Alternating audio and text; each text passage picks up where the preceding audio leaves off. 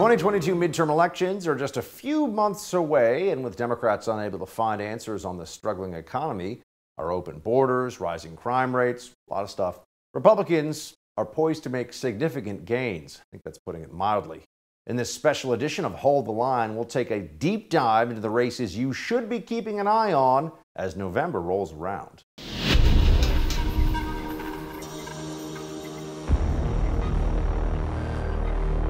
Welcome to this special edition of Hold the Line. I'm Buck Sexton. Let's start with this. Biden is in free fall. The Democrats going along with them. It is a mess for the left, for the libs. Joe Biden's approval rating as we go to air here, approve 37%, okay?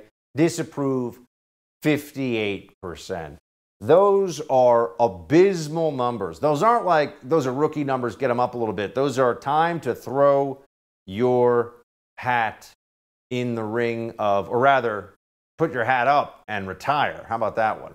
Time to be done. Joe Biden can't get it done. That's why the numbers are going in this direction. We can all see it. Now, what's pushing this sentiment, right? American voters on the condition of the economy, we got, this is a Fox News poll, 5% say it's excellent, and I wonder how many of them get stock tips from Nancy Pelosi. 13% say good, fair, 25%, poor, 57%. Those are also people who are known as readers, or those who pay attention. So yeah, it's bad out there for Democrats. There is no question about it. The only questions that remain outstanding, it seems right now, as we go into this midterm election are, will Republicans have a historic win in the House, and will they be able to take control of the Senate? Senate race is probably going to be close because this isn't a great cycle for Republicans, irrespective of the political conditions right now. But voters that issues care about and that the GOP handles better. Take a look at this. Inflation, which is so high on the list. Republicans are up 19 points on that one. Border security also up 19 points. Crime, Republicans up 13 points. Even foreign policy up 8. Now let's talk about how we got to this point before we break down some of the places where there will be key contests and hopefully some big Republican pickups. But let's see how we got here. On inflation, the Biden administration decided, first thing they did when they came into office really was try to push, and did push, a party line $1.9 trillion spending package. Now that alone is a point of some madness, obviously, because they had already gone through a period under COVID of lockdowns, of trillions of dollars of additional spending. This was a really bad idea, okay? This was a really bad idea. And what did Joe Biden want to do beyond that? He decided that he should spend $5 trillion additional dollars with Build Back Better. So if you think inflation comes from poor monetary policy and too much government expenditure, then you realize that the Democrats are to blame here. On the border, it's rather straightforward. The Democrats do not believe that illegal immigration is a problem. They think that it's just something to be managed, but in terms of the incentives, that it should really be encouraged, because they view this as helpful to them over the long term for their electoral prospect. They think that the more people who come here illegally from developing countries around the world, the likelier it is that Democrats will have a permanent voting majority. They speak about this openly. This is part of their strategy. One interesting part of this, though, is that the numbers actually for Hispanic Americans are increasingly trending toward Republicans. In fact, in a lot of recent polling, you've seen that Hispanic voters in this country may well go as a majority for the Republican candidates. So that's a big deal. On crime, it couldn't be any more obvious. Democrats are the party of defund the police, of progressive prosecutors, of ending mass incarceration. And these are the things that have led to the rapid deterioration of safety and security in our cities, in our towns, even in rural areas of the country. It turns out that when you undermine the very foundation of your criminal justice system because of a panic over systemic racism and a desire to go easier on criminals, I mean, these Democrat notions could only lead in one direction in terms of defunding police and the things that the policy decisions they've made. And here we are, seeing what's going on with it. And then, of course, on foreign policy, Joe Biden was supposed to be a foreign policy expert. You realize that? They brought him on to the Obama ticket to be vice president because he was a steady hand on foreign policy. But what do we really know about Joe? He is, on foreign policy issues, the most consistently wrong person in the game over the last 40 or so years. We saw this with the debacle of the U.S. pullout in Afghanistan, how it was done, the actual pullout and the decision-making day-to-day there. And then also with just the fact that we have the biggest war in Europe since World War II underway, the Russian invasion of Ukraine, which has not been managed well by the Biden administration. This war never should have even been able to start if there was deft diplomacy in the White House. So these are some of the things we're going to be looking at here as issues that are going to be front and center in some of these major campaigns. With just one pickup needed for Republicans to swing the balance of power in their favor, millions of dollars are pouring into a number of key U.S. Senate races. We'll take a look at those races to watch with commentary editor for the Washington Examiner, Con Carroll, coming up.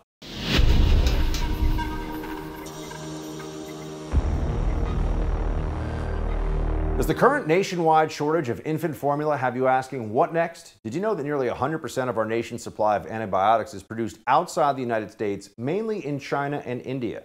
If we can't control our domestically produced baby formula, what about all the life-saving medications produced overseas? Many experts predict that if there were a supply chain disruption in the pharmaceutical industry, pharmacies could run out of most antibiotics in a matter of weeks. Thankfully, there's a new service to help you prepare for such an event. Have you heard of the Jace case? It's a pack of 5 different courses of antibiotics that you can use to treat a long list of bacterial illnesses, including UTIs, respiratory infections, sinusitis, and skin infections.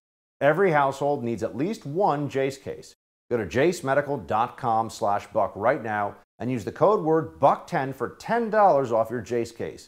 That's code word BUCK10 for $10 off at jacemedical.com/buck, jacemedical.com/buck.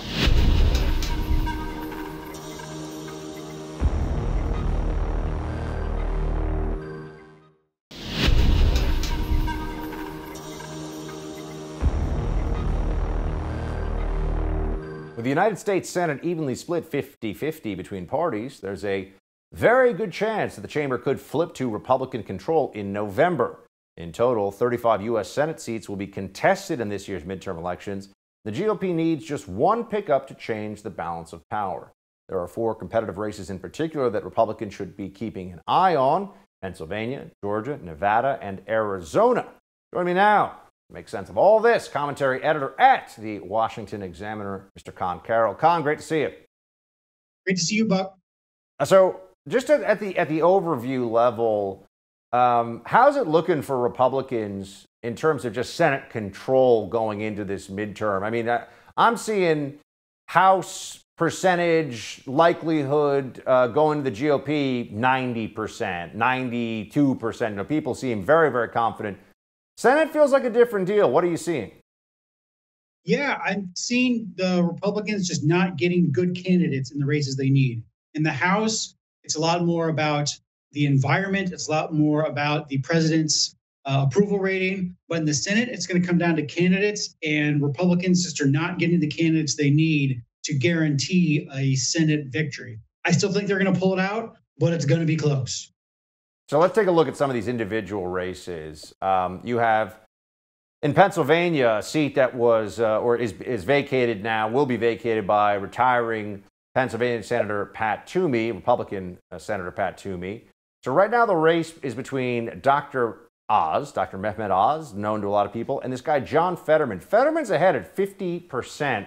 To Oz's 44%. Now Oz has got a lot of money personally and got a lot of recognition because of his media profile. Why is Fetterman ahead of Oz at this point? Do you think he can close the gap? I do think Oz could close the gap. He is going to have a couple of things break his way. Fetterman's just a real authentic person. He's a great candidate. Oz is an okay candidate. He's a newbie. This is his first race. But as your viewers may know, Fetterman did have a stroke on actually election night, and he hasn't had a lot of public appearances since then. In fact, he's going to have a fundraiser in Philadelphia tonight, and it's going to be really one of the first times people could see him in action. And what I'm hearing is he's not all there yet. And he even admitted himself he went to go visit some campaign workers and said, "I'm not back yet." So it's really going to come down to the debate and how with it Fetterman seems at that time. If it appears that he's lost a step, Oz could definitely pull out this race, no problem.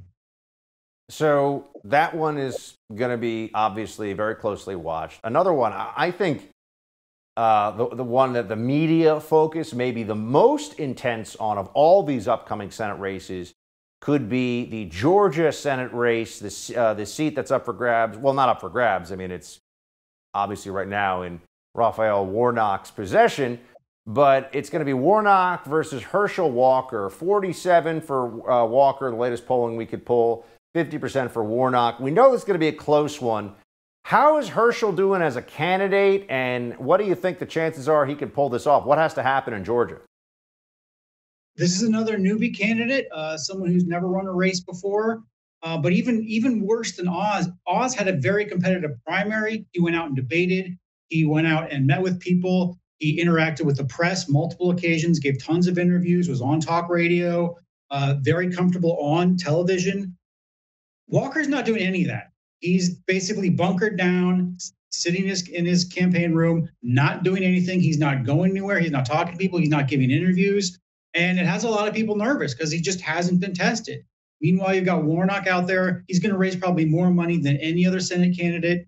And people in Georgia, Republicans in Georgia, have a right to be worried. It just doesn't look like Herschel Walker is so far a fighter. He's someone who wants to stay home and let the party do the work for him. Is Warnock getting a ton of donation money from out of state? We've seen that in some other races up to this point. Yeah, him and Abrams are getting tons of money, particularly from California. This is a seat that national Democrats really want to hold on to. It's what they see as a red seat, maybe a purple seat, but it's one of the redder ones out there, and they really feel like they can win this and that Warnock has a shot.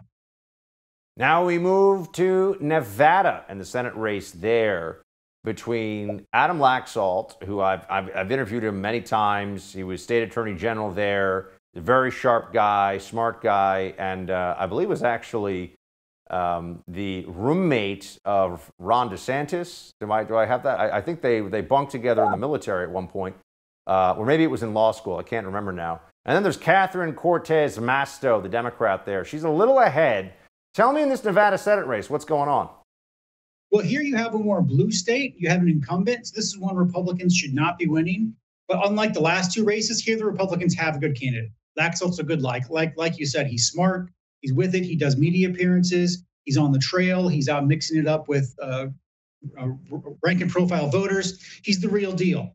So in a wave year, when Republicans are doing well and the economy is not doing well, Laxalt's the type of candidate who can put in the work and can definitely beat the Democratic incumbent out there. Absolutely.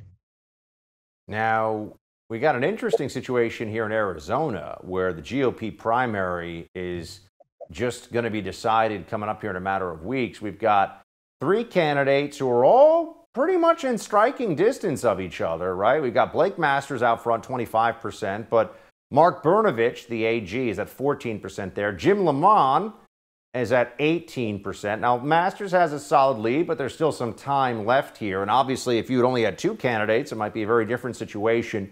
What do you think of what do you think of this race so far? Why has Masters been able to get out front? Do you think he keeps that lead?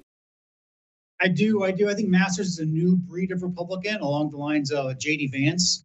Both of those guys are backed by Peter Thiel. I think they're a strong kind of new national conservative type Republican that's very big on America First, on American families, protecting American families. They both have a lot of rhetoric and policy along those lines. I think that's going to sell. I think Masters is going to pull this out. And then I think he's going to beat Mark Kelly in the general election. Yeah, tell me about that. How's Kelly doing right now in terms of support? Mark Kelly, I saw something where Blake Masters said that, not everything can be about how I used to be an astronaut. So how's Kelly actually doing in his home state in terms of the polling? Not well. He's underwater approval-wise. He hasn't really staked out an identity beyond voting with Schumer all the time. Unlike Sinema, who's really definitely established a brand of independence and has bucked her party. Mark Kelly has gone in the opposite direction and has basically done whatever Chuck Schumer tells him to do. And that's going to hurt him in a state where, you have mavericks like John McCain, et cetera. And, sometimes we may think that's a little silly, but it's a brand that cinema has embraced and is doing well. And it's something where Mark Kelly hasn't. And he's has Blake Masters, or whoever the Republican candidate is going to have a great opportunity to define Kelly as a national Democrat who needs to be kicked out of office. Con, always appreciate the insight, sir. Thanks for being with us. Absolutely, Buck, anytime. While national races make the headlines, it's local elections that may have the biggest impact on the lives of Americans. When we come back, the founder of the 1776 Project, PAC, Ryan Gradusky, joins us to explain how.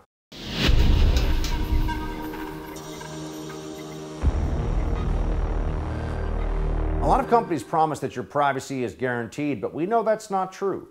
That's why you need a new privacy and cybersecurity application tool called Secure. Spelled S-E-K-U-R. Secure is using proprietary encryption and offering secure instant messaging and email. With Secure, all of your communication is based on servers and data centers hosted in Switzerland without using any of the big tech platforms. Privacy is a big issue now. Without real security, people can read your emails, messages, even your bank information. Secure will never mine your data and never ask for your phone number. You can send emails to your doctor, banker, lawyer, or anyone else with total confidence you're not being spied on by your internet provider or big tech. Secure is your solution to stop the constant theft of your digital identity. It costs only $5 for the messenger, only $10 for the messenger and email combination package. Go to secure.com and take back your privacy today. That's SEKUR.com and use promo code BUCK for 25% off. We'll be right back with more. Hold the line.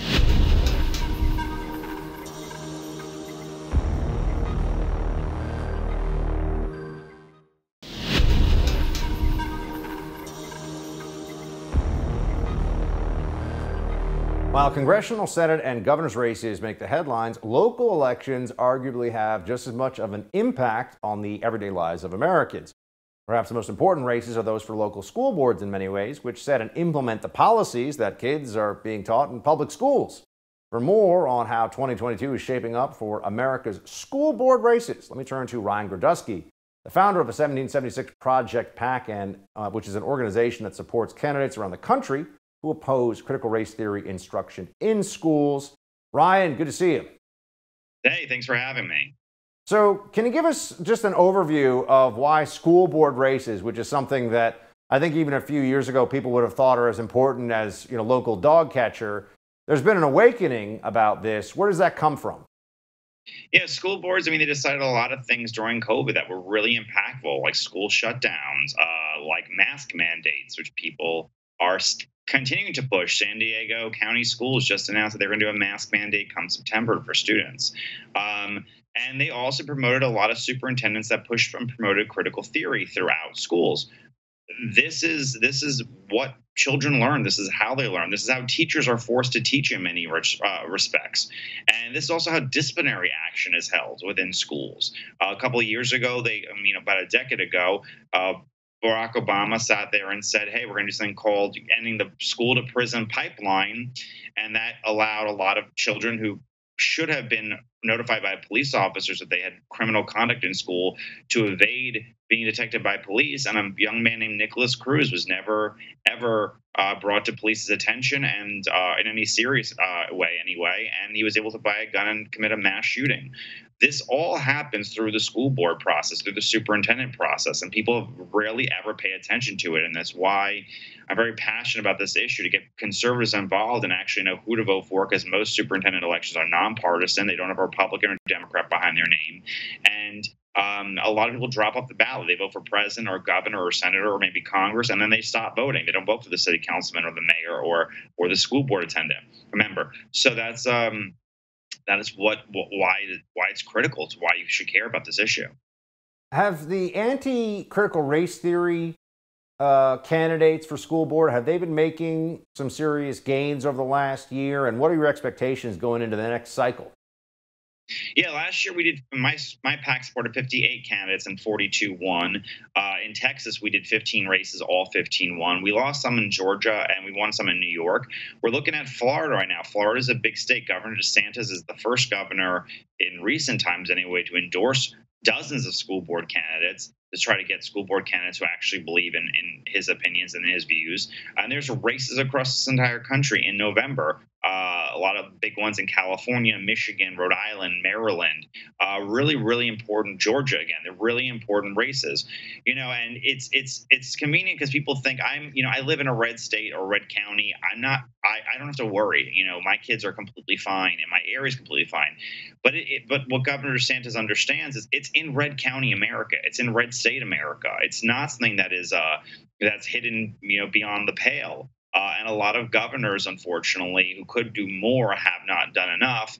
And a lot of school board members and superintendents have not been pushed out who are really supportive of this idea. I'll give you a perfect example. One of the races that we're looking at right now is Indian Falls County, Florida. Perfectly Republican county, voted for Donald Trump twice, voted for Mitt Romney, John McCain, George W. Bush twice. Republican county. Right now, in their school platform, it says that they're going to eliminate disparities in classroom removal based on race and ethnic subgroups. What does that mean? That means that they're trying to make all kids who are suspended from schools, Black, Hispanic, white, exactly the same. Nothing in life is exactly the same. And with a lot of kids going, who are Black and Hispanic who should be suspended, they're creating alternatives from suspension. So that way, Black and Hispanic kids who should be suspended, should be maybe even notified for the police if they have criminal behavior, are looking at alternatives to suspension. White children, who should be suspended, are being suspended because the white number needs to be high enough to match Black and Hispanic numbers. We're seeing this right now in San Francisco, which we saw the removal of 3 school board members in America's most liberal city. 65% of Black students in San Francisco are chronically absent. 27% are proficient in reading. 40% are proficient in math. And yet graduation rates are at 87% for Black students in San Francisco public schools. That is not because they are able to read, write, do math, or they are, an investment in a educated workforce into the future. This is really a complete loss of their ability to sit there and be, extremely functioning adults in the best possible way and fully capable of getting a great job. Hispanic numbers are not as high, but very, very high at the same exact amount. And yet 50% still go to college. This is a dumbing down of our standards. It's a dumbing down of our workforce. And it's a future that's very, very hard for a lot of people to grasp, where it's easy to be victims because they are being victims from the early age of going to a grammar school or a public elementary school and being pushed through simply because you have to keep quotas very high. You mentioned Florida's Governor DeSantis endorsing school board candidates. I'm just wondering, why haven't governors done that? And are you expecting that there'll be more Republican governors who follow suit? Well, because, in my experience, every time that I got involved in a school board election, I was politicizing education because, teachers' unions have never politicized education. And I think that a lot of people thought it was just beyond the pale, that a governor could write an executive order or pass a bill, and that was good enough. Or they could, even appoint people who are, Governor Youngkin in Virginia has now appointed people who are part of the statewide Virginia school system that are very much against the equity, against the critical theory version of equity. The previous Democratic governor had a statewide school program that was very much about promoting equity. Which has caused a lot of these problems. So I think some governors are really grasping it or understanding it, but I don't know if any have yet sat there and have jumped into the school board races. Governor Schmidt in Oklahoma has endorsed and campaigned on behalf of a statewide superintendent, which is a rare position that not many states have. And he's working, with a man named Ryan Walters, who we've also, 1770s Project PAC has also endorsed for statewide superintendent of education. But aside from those very rare cases, a lot of them are still not understanding how detrimental the system is right now towards young people. And Ryan, you understand these races and are involved in trying to get people to become involved themselves. What does it require? If someone's watching this, say, you know what, I want to get into the school board race in my county, in my town, district, whatever it may be. What's required? How do they do it? Well, I mean, you just file a run. I mean, anyone can file a run, and every state's different. Some have to require signatures. Some, I think, it's just putting some money, like $5 down, to get on the ballot. It's not very complicated, and running for school board is not as expensive, obviously, as running for state legislature or Congress. You could probably run with just a few $1,000 if you're in a rural district, or maybe up to $50,000 in a more urban or suburban district. The bigger thing is that most people are not going to run there, but they are going to vote. So what I would always recommend to voters is vote from the bottom of the ballot up. Most people vote for the governor or the senator and they just forget to vote down ballot. Vote at the bottom and then work your way up. And be very well informed of who your teachers union is supporting, because they always endorse public school candidate, school board candidates. Look at who maybe some local politicians have endorsed. That's always very, very important. But also, school board candidates are all year long. The Florida elections are August 23rd, primary day, and if you get over 50%, you don't have a November election. So primary day in the case of Florida, that's the whole kit and caboodle. In many of these races, they won't have an election come November. So you need to find out when these dates are and actually vote on them when the election matters. Florida does not have a competitive Republican governor or Senate primary. So a lot of people are not looking to vote. They feel like they don't have a need to, but your school board is on the ballot in Florida on primary day on August 23rd in most of these counties, and there will not be another chance to vote for them come November. Ryan Grodusky, always illuminating, sir. Thanks for being with us. Thank you. We'll be right back with more of this special edition of Hold the Line.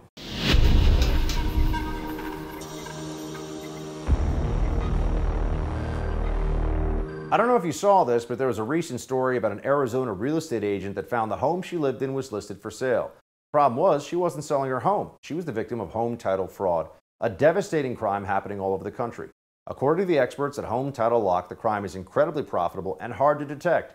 An identity thief simply creates a fake title transfer for your home and refiles as the new owner. Then he can take out loans on your home or sell it. Typical identity theft services don't cover you, and neither does homeowners insurance. Home Title Lock does. Home Title Lock puts a barrier around your home's title. The instant they detect anyone tampering with your home's title, they help shut it down and help get your home back in your name. Here's what you should do. Go to HomeTitleLock.com and read the testimonials from FBI agents and government officials. Then register your address to see if you're already a victim and don't even know it. And when you protect your home, tell them Buck sent you to get 30 free days of protection. HomeTitleLock.com. Again, that's HomeTitleLock.com.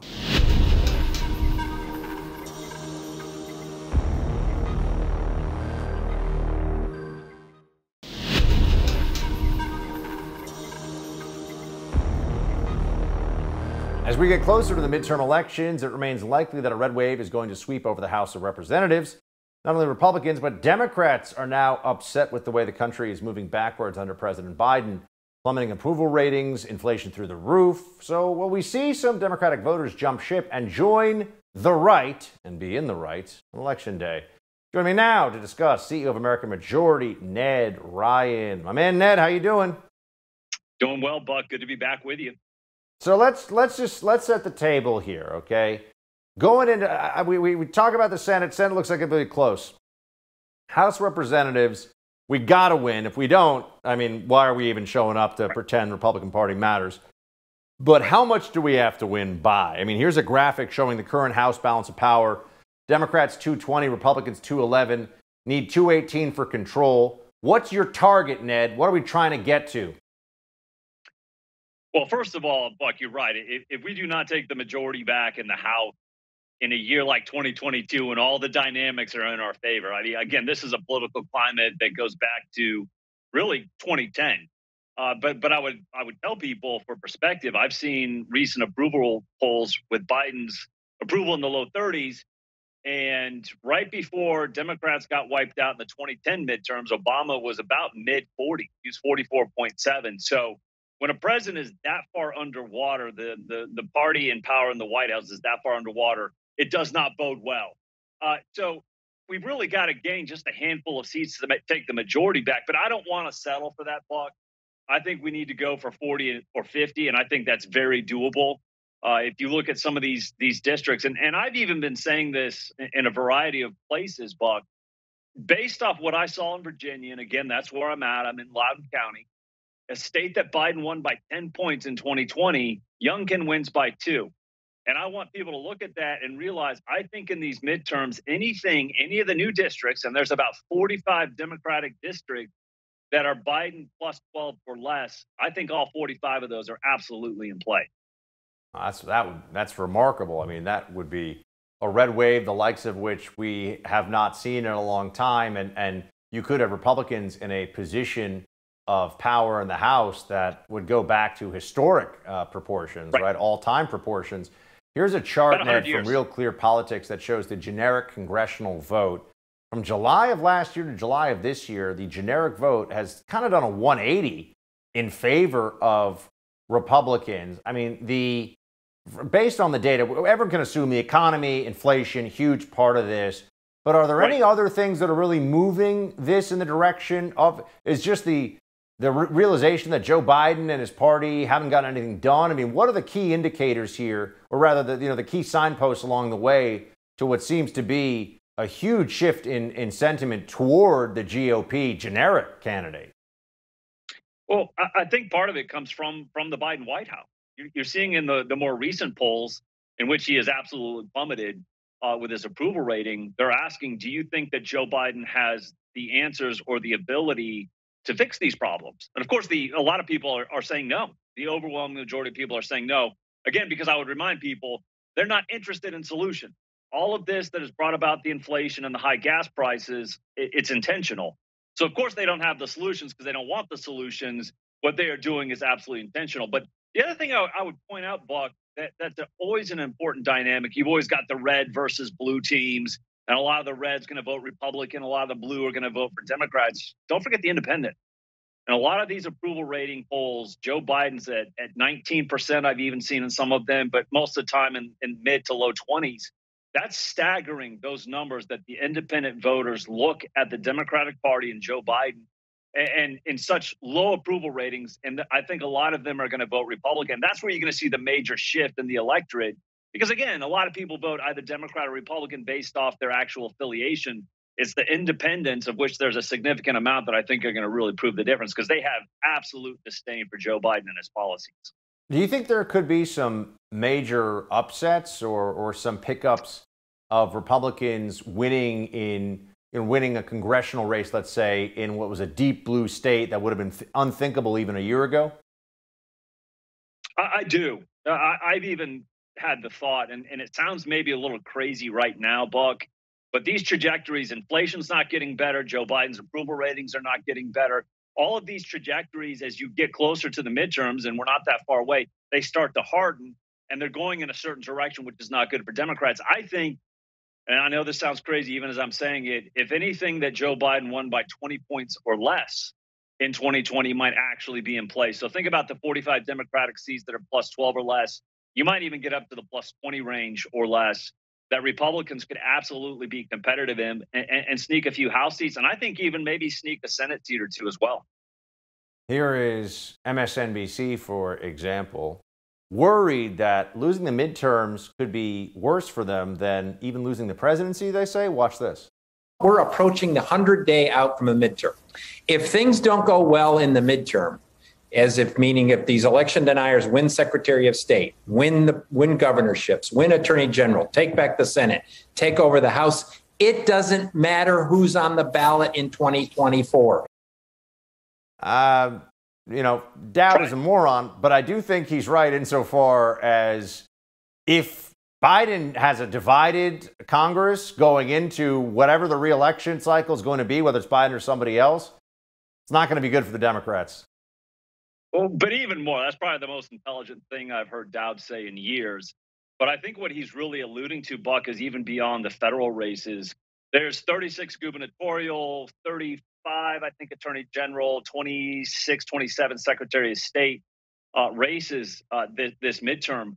If Republicans can take the gubernatorial seats, and I think they have a legitimate chance in all of these, in Pennsylvania, in Michigan, in Wisconsin, maybe even in Nevada, you win 2024 by winning in 2022. Democrats can't pull the same tricks they pulled in 2020 if you're holding on to the gubernatorial and the Secretary of State and you've got all the legislative seats. I think really what Dowd is realizing that if they get obliterated not only at the federal level but at the state level, Democrats are going to have a very, very hard time winning in 2024 because they can't pull the Center for Tech and Civic Life. They can't skirt state laws and constitutions. They can't pull the universal mail-in ballot tricks that they pulled in a lot of these battleground states in 2024. That's what he's starting to realize. And it might be a rough election for some rhinos out there, from what I understand. Wyoming GOP primary race, for example, shows Liz Cheney behind Harriet Hageman. I don't know Harriet. 31 to 59. Liz Cheney, she going to lose her seat, you think? You know, the only dynamic that people should be aware of is Democrats can cross over. And a lot of Liz Cheney's campaign right now is trying to get Democrats to cross over and vote for her in that primary. It's an open primary in Wyoming. There's just simply not enough Democrats in the state of Wyoming, though, I think, to save Liz Cheney. But the August primaries are going to be very interesting, Buck. I would encourage people, August 2nd, got some really interesting primaries in Michigan and in Washington State, in which Trump-endorsed candidates are going up against impeachment voters. And then you've got also a couple weeks later that Wyoming primary as well. So I think you're going to see some pretty interesting results in Republican primaries in August. And it's also going to be another telling sign, how is Trump's endorsement record going to hold up against incumbents? But again, these incumbents voted for impeachment. I think a lot of them are in serious trouble, like Liz Cheney. Ned, thanks so much. Good to see you. Thanks, Buck. In addition to federal elections, Americans in 36 states will choose their next governor. We'll take a look at some of those races with the politics editor for the Washington Examiner, Jim Antle, when we come back.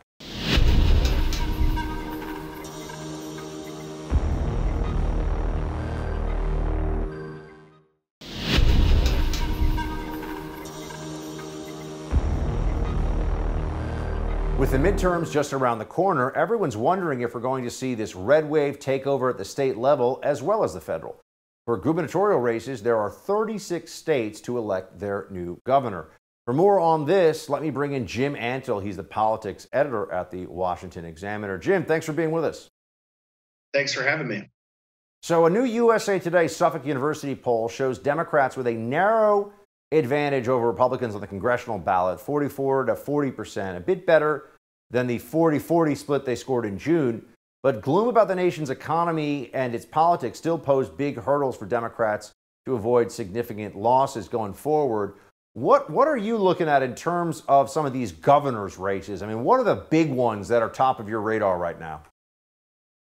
Well, there are a couple of different things. I mean, one, you have a couple of really important sitting Republican governors who are running for re-election.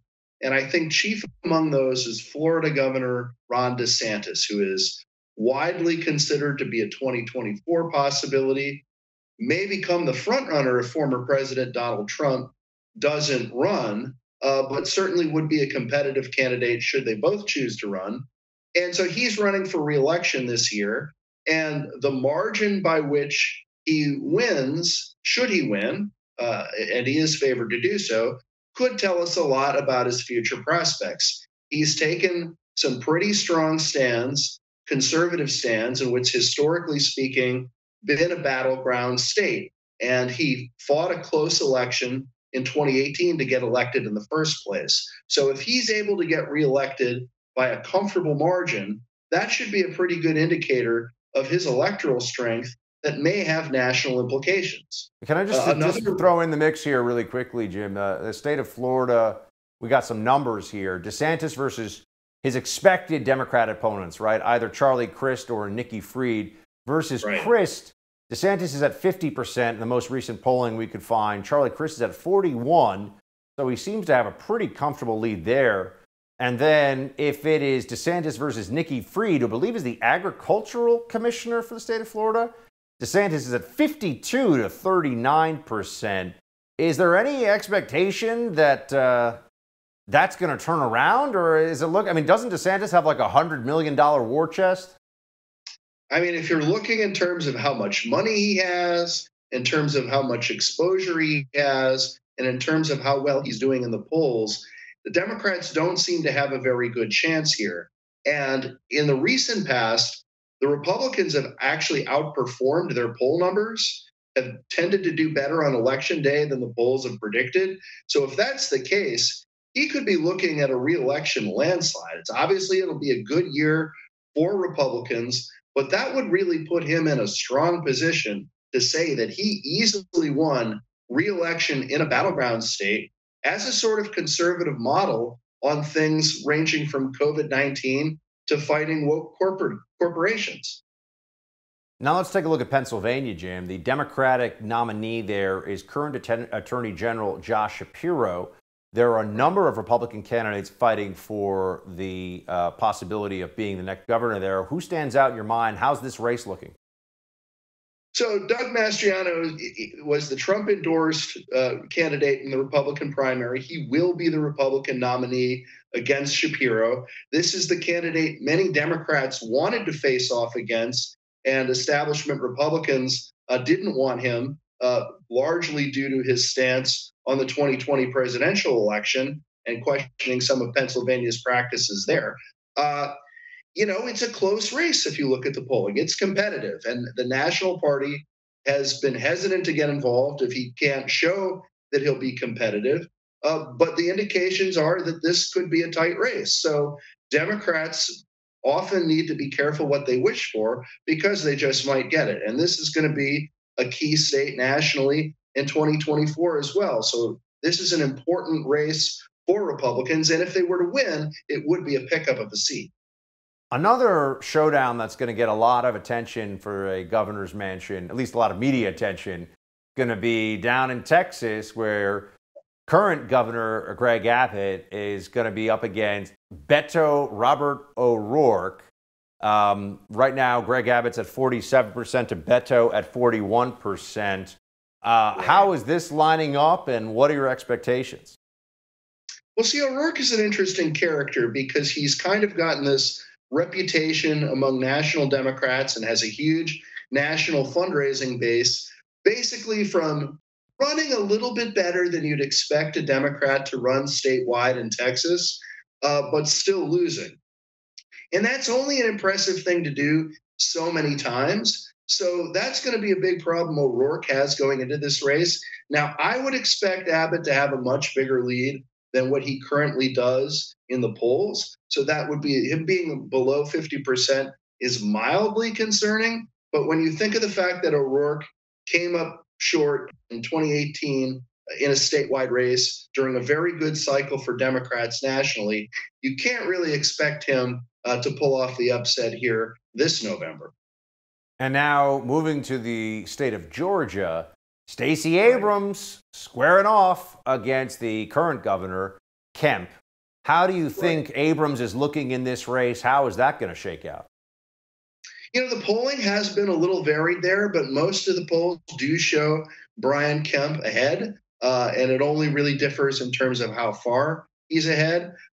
Stacey Abrams is another case where coming close in 2018, a great Democratic cycle, might not cut it in a more Republican cycle, in a more Republican year. So if there's a red wave, Stacey Abrams might not be able to claim that voter suppression somehow denied her rightful governorship. It may not be close enough for her to plausibly make those types of contentions, although that may not stop her. But it's not looking like it's shaping up to be a good year for her. Now, the Senate race being tight, and maybe with the Democrats still leading there, Republicans can't completely give up on the idea that Georgia will be a competitive state across the board. Obviously, it was a closely fought state in 2020, so they can't really rest on their laurels. But at the moment, it doesn't look like the best time for Stacey Abrams to be forcing this rematch. And I'm just wondering if there are any places, any other governors' races you're looking at where you think you could actually get a GOP or a Democrat upset. Well, the big thing will be similar to Pennsylvania. There was Democrats tried to intervene in the Republican primary in Maryland, and they got their wish, and it was also a Trump-endorsed candidate. This is a state that is very, very blue, but the two-term retiring, term-limited Republican governor Larry Hogan, who has some presidential aspirations of his own, has held the fort down there pretty well in terms of being able to beat Democratic challengers. Is this a year that's red enough that Democrats will have miscalculated? by helping the Republican nominee win this in this primary? That's a good question, and we'll have to see. Jim, appreciate the expertise. Thanks for being with us. Thank you for having me. That's all the time we have for this special edition of Hold the Line. I'd like to thank my guests, Ned Ryan, Con Carroll, Jim Antle, and Ryan Gerdusky for sharing their expertise with us. The No Spin News with Bill O'Reilly is coming up next. Shields high.